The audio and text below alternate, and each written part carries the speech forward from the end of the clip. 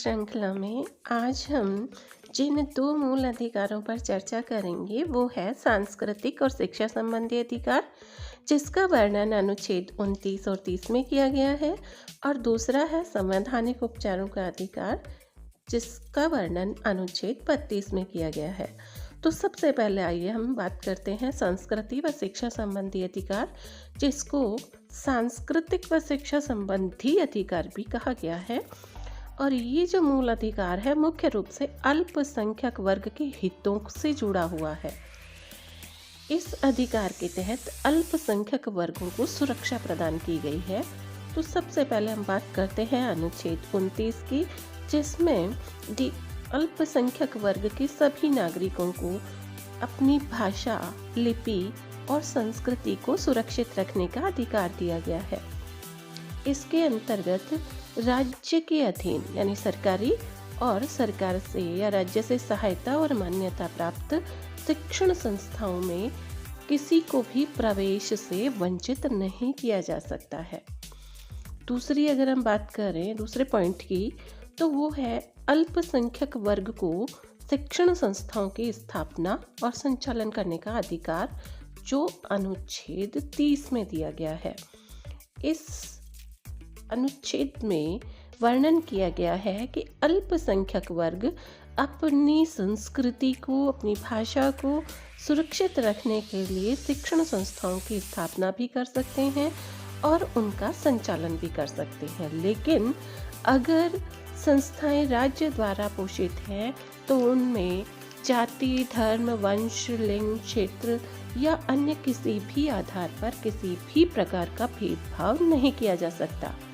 अब हम बात करते हैं हमारे दूसरे अधिकार की, जिसका नाम है संवैधानिक उपचारों का अधिकार, और जिसका वर्णन अनुच्छेद 32 में किया गया है। इस मूल अधिकार को सभी अधिकारों से महत्वपूर्ण माना जाता है, क्योंकि सभी मूल अधिकारों को बहाल करने के लिए ये अधिकार जरूरी है। इसके अभाव में संविधान को शून्य प्रावधान कहा गया है। तो आइए अब हम चर्चा करते हैं कि संवैधानिक उपचारों का अधिकार के तहत क्या क्या अधिकार दिए गए हैं। मूल अधिकारों की रक्षा के लिए ये अधिकार है। मूल अधिकारों का यदि उल्लंघन होता है या हनन होता है तो व्यक्ति उच्च न्यायालय या सर्वोच्च न्यायालय की शरण ले सकता है, और उच्च न्यायालय और सर्वोच्च न्यायालय उसके अधिकारों की बहाली का तुरंत कार्य करते हैं। मौलिक अधिकारों के संरक्षक के रूप में न्यायपालिका को संविधान ने अधिकार दिया है। सर्वोच्च न्यायालय अनुच्छेद 32 के तहत और उच्च न्यायालय अनुच्छेद 226 के तहत मौलिक अधिकारों की सुरक्षा करने के लिए उत्तरदायी है। अब इसके अलावा ये क्या कर सकते हैं मौलिक अधिकारों के हनन के लिए? तो विधायिका द्वारा निर्मित कानून या फिर कार्यपालिका का कोई आदेश या निर्णय अगर मूल अधिकारों के विरुद्ध हो, उन्हें सीमित करता हो, उनका हनन करता हो, तो न्यायपालिका द्वारा, न्यायालय द्वारा उन्हें अवैध घोषित किया जा सकता है। इस संबंध में न्यायपालिका या उच्च न्यायालय और सर्वोच्च न्यायालय द्वारा 5 प्रकार के लेख जारी किए जाते हैं, जिन्हें हम कहते हैं बंदी प्रत्यक्षीकरण, परमादेश, प्रतिषेध लेख और उत्प्रेषण लेख, अधिकार पृच्छा। सबसे पहले हम बात कर लेते हैं बंदी प्रत्यक्षीकरण की। तो अगर किसी व्यक्ति को गिरफ्तार किया जाता है तो उसे 24 घंटे के अंदर न्यायालय के समक्ष प्रस्तुत करना होगा। गिरफ्तारी का कारण भी बताना होगा। अगर न्यायालय को लगता है कि गिरफ्तारी का कारण या तरीका गैर कानूनी है, असंवैधानिक है या असंतोषजनक है, तो वो गिरफ्तार व्यक्ति को छोड़ने का आदेश भी दे सकते हैं। लेकिन ये जो बंदी प्रत्यक्षीकरण वाला लेख है, ये निवारक नजरबंदी पर लागू नहीं होता है, जिसे हम पहले भी पढ़ चुके हैं कि अगर किसी व्यक्ति पर इस प्रकार की शंका या संदेह हो कि वो सार्वजनिक हित के विरुद्ध कार्य कर रहा है या कुछ ऐसा कार्य कर रहा है जो देश की एकता और अखंडता के लिए खतरा है, तो उसे बिना कानूनी प्रक्रिया के गिरफ्तार किया जा सकता है और उस पर ये जो अधिकार है वो लागू नहीं होता है। अब हम बात करें दूसरे आलेख की, जिसको हम परमादेश कहते हैं। यदि किसी सार्वजनिक पदाधिकारी यानी जो सरकारी अधिकारी होता है, अगर अपने कर्तव्यों का पालन नहीं करता है, जो कर्तव्य उस पद के होते हैं, उस पद उसको इसीलिए दिया जाता है कि वो अपने निश्चित कर्तव्यों का निर्वहन करे। अगर वो अपने कानूनी और संवैधानिक कर्तव्यों का पालन नहीं करता है, तो न्यायपालिका उसे अपने कर्तव्यों का पालन करने का आदेश दे सकती है। और उसके कर्तव्य निर्वहन नहीं करने से यदि मौलिक अधिकारों का हनन होता है, तो न्यायपालिका द्वारा उसे परमादेश जारी किया जाता है।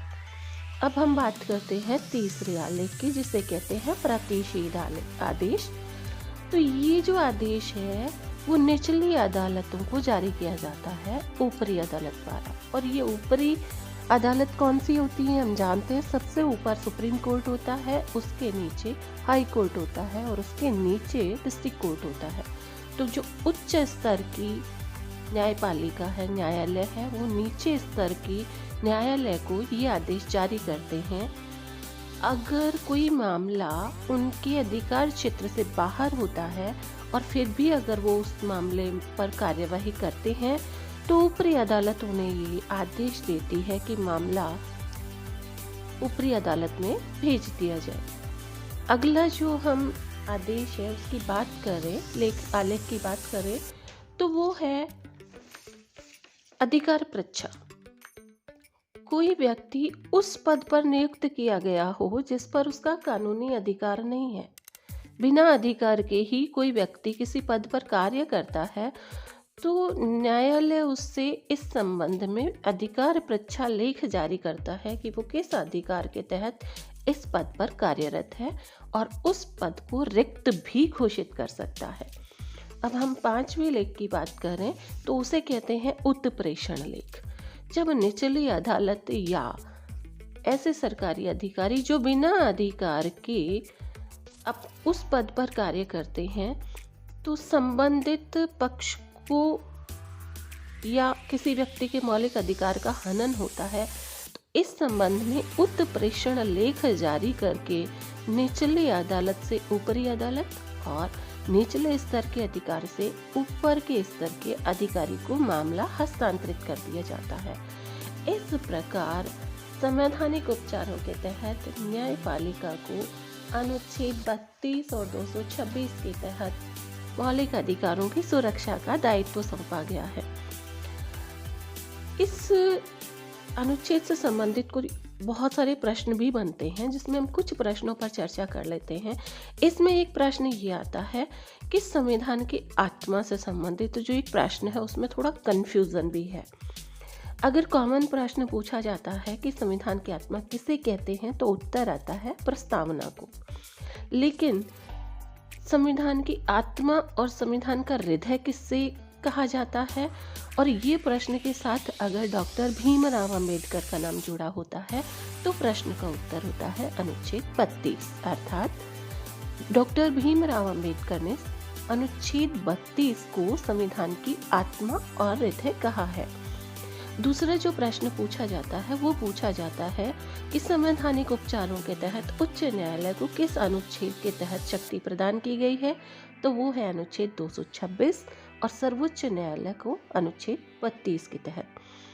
इसके अलावा 5 प्रकार के जो लेख जारी किए हैं उनसे संबंधित प्रश्न भी पूछे जाते हैं। और जो एक और प्रश्न पूछा जाता है वो संबंधित है न्यायिक पुनरावलोकन से।